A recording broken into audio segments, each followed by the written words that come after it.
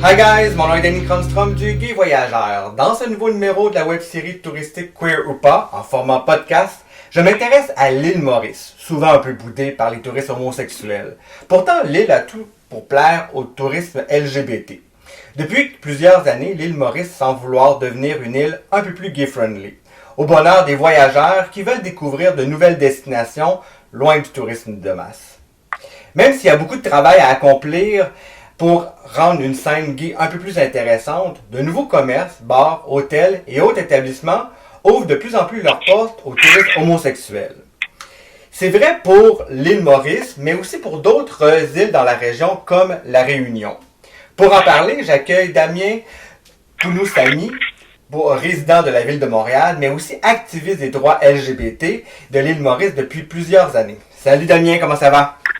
Salut Danny, salut à tous, ça va très bien, merci. Et toi? Ben oui, absolument. Merci d'être là. Merci de prendre le temps de parler de l'île Maurice. Je pense que c'est une île que tu aimes particulièrement parce que tu es né. Mais est-ce que je me trompe aussi que la grande majorité des touristes homosexuels de France ou même du Canada ne connaissent que très peu la scène LGBT de l'île Maurice? Est-ce que tu sais pourquoi? Est-ce que tu connais la raison?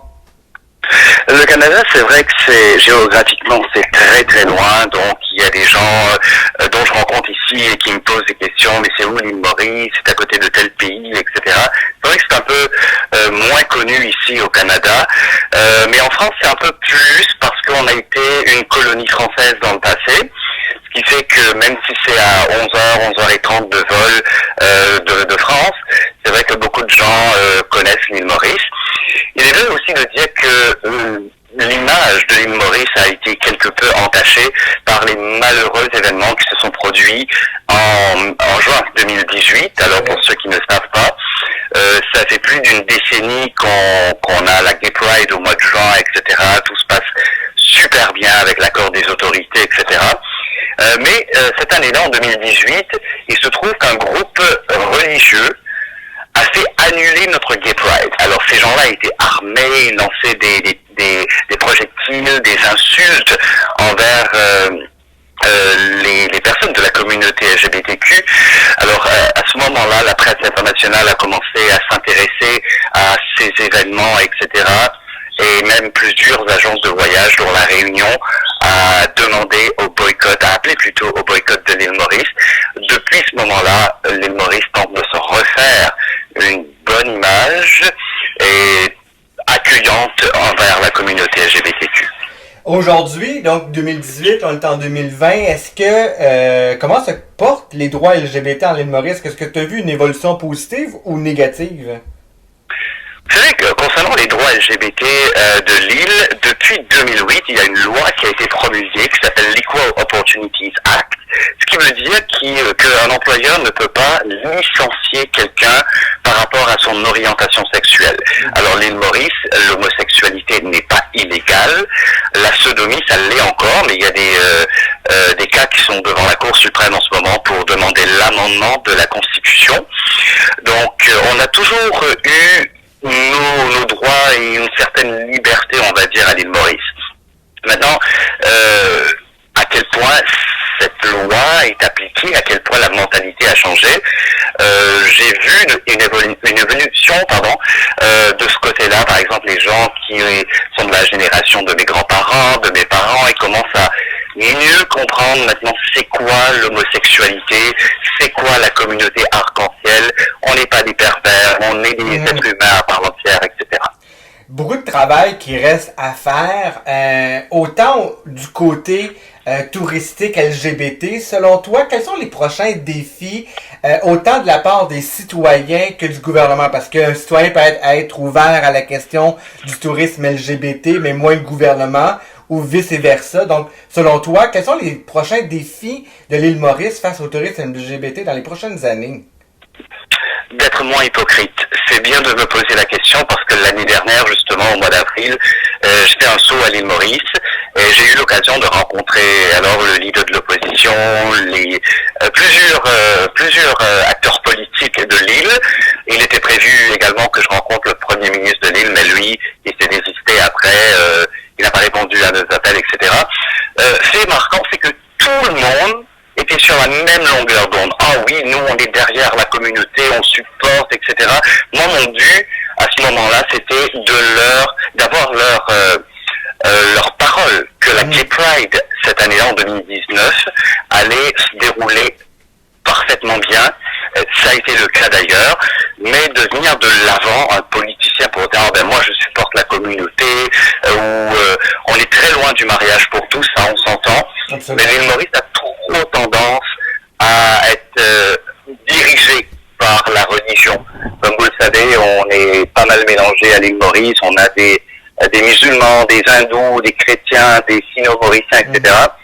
Et il y a heureusement, c'est pas beaucoup, mais il y a un petit groupe qui tente toujours d'imposer leur religion ou leur mentalité, et aucun politicien ne veut se brûler les ailes en venant de l'avant et en prenant parti pour la communauté. Ce petit groupe homophobe existe toujours présent. Aujourd'hui, comment qu'on pourrait faire pour attirer davantage de touristes homosexuels, pourtant dans une île qui est paradisiaque?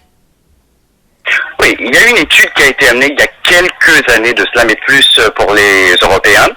Il paraît que l'île Maurice était l'une des destinations préférées des couples homosexuels pour se marier.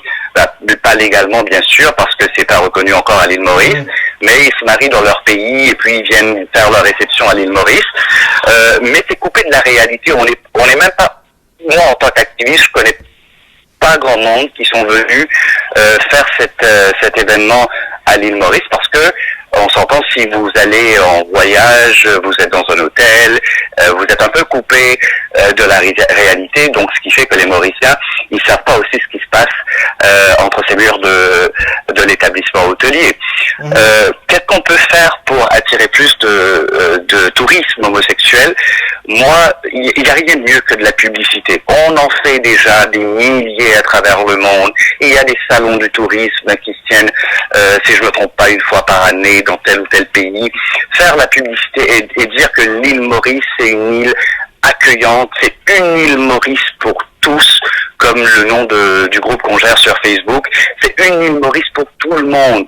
Tout le monde a droit au bonheur, tout le monde a droit à l'égalité dans ce pays. C'est ça qu'on veut faire passer, et c'est ça que j'ai l'impression les autorités ont un peu de mal à faire. Justement, le Gay Voyageur est là pour faire justement la promotion aussi des destinations incontournables. Parmi les destinations incontournables, il y a bien entendu l'île Maurice. Quand j'associe l'île Maurice, pour moi, parmi les images iconiques, il y a bien entendu les plages idylliques, les sables dorés, etc.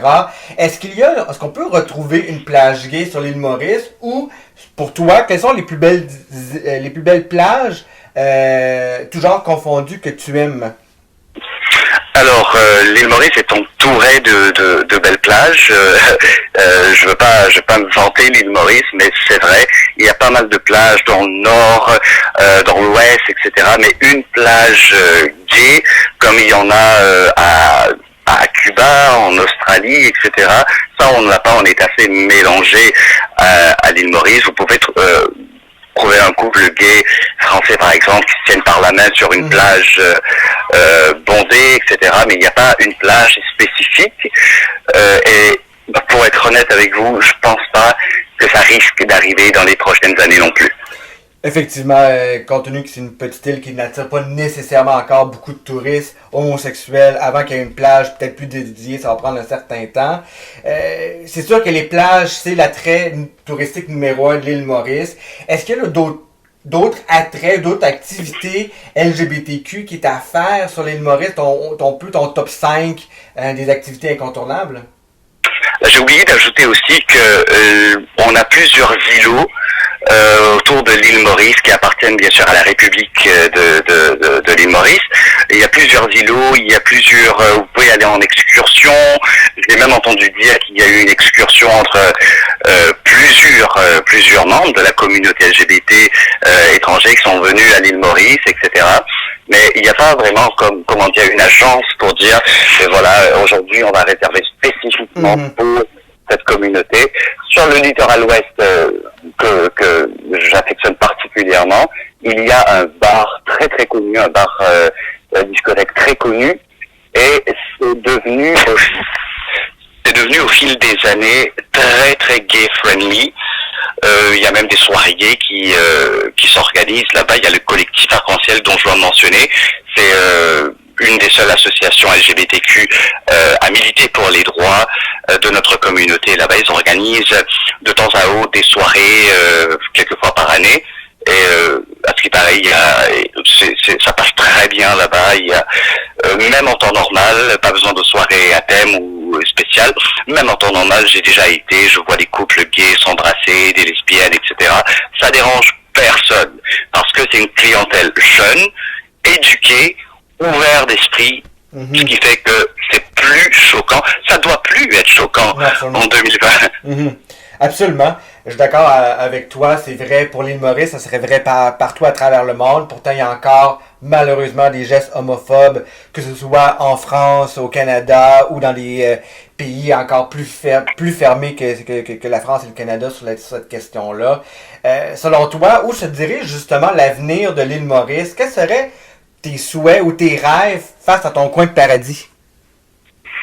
Que l'île Maurice soit encore plus connue sur notre monde, sur les destinations qu'on pourrait vraiment penser au premier coup, surtout avec la situation économique de l'après Covid-19 à l'île Maurice. Ça va être long avant de nous remettre sur pied, vu que moi j'ai grandi, je suis né aussi à l'île Maurice. Il y a toujours une part, même si je suis canadien aujourd'hui, et il y a toujours une part au fond de moi qui est restée là-bas. Et mon souhait pour l'île Maurice, c'est que qu'on soit plus ouvert, qu'on a des lois vraiment inscrites dans la Constitution qui protègent les gens de la communauté, parce qu'on est les premiers à en faire les frais, on est les premiers à être discriminés. Et comme je dis toujours, je préfère moi, bien sûr là je parle en mon nom personnel, je préfère moi que quelqu'un m'insulte, que quelqu'un me lance un regard accusateur, parce que pour moi ça fait beaucoup plus mal. Si la personne parle et la personne m'insulte, je pourrais soit choisir de répliquer ou de rester tranquille, de l'ignorer, mais un regard accusateur, pour moi ça fait plus de mal. Moi je souhaite vraiment qu'il y ait une campagne nationale à venir pour mieux éduquer, et je parle bien éduquer la population de l'île Maurice. C'est quoi vraiment l'homosexualité? Qu'est-ce qu'on est?